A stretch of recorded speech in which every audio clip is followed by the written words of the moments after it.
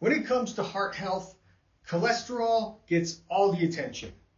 But there's another number that your doctor can check that can tell you more about the health of your cardiovascular system. It's called hs-CRP. hs-CRP stands for high sensitivity C-reactive protein. It's a small protein that your liver makes when your body is dealing with inflammation.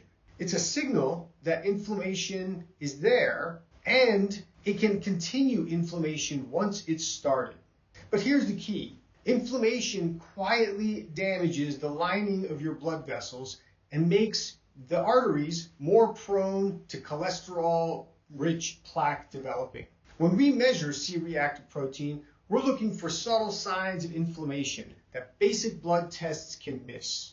An elevated hs-CRP, usually above 2, can mean your risk for cardiovascular events is higher. And that's even if your cholesterol looks normal.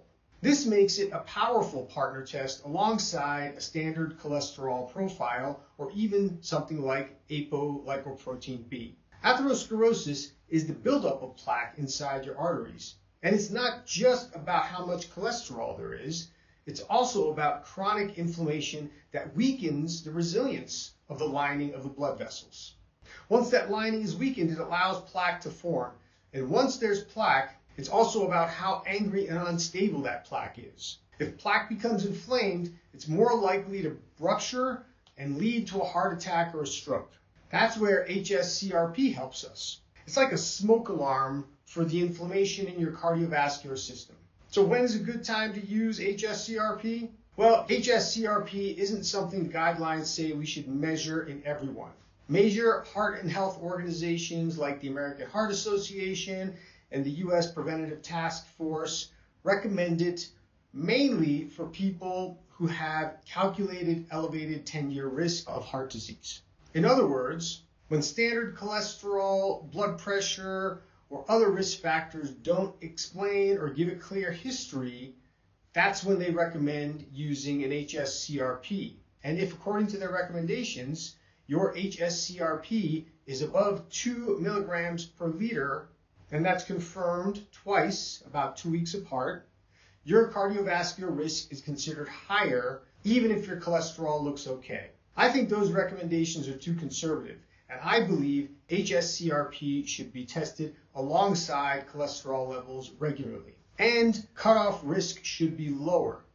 I believe it should be at 1 or higher instead of 2 or higher. hs-CRP should also tip the scale in deciding whether statins should be started on someone. Let's say your LDL cholesterol is borderline high, but your overall risk score is uncertain.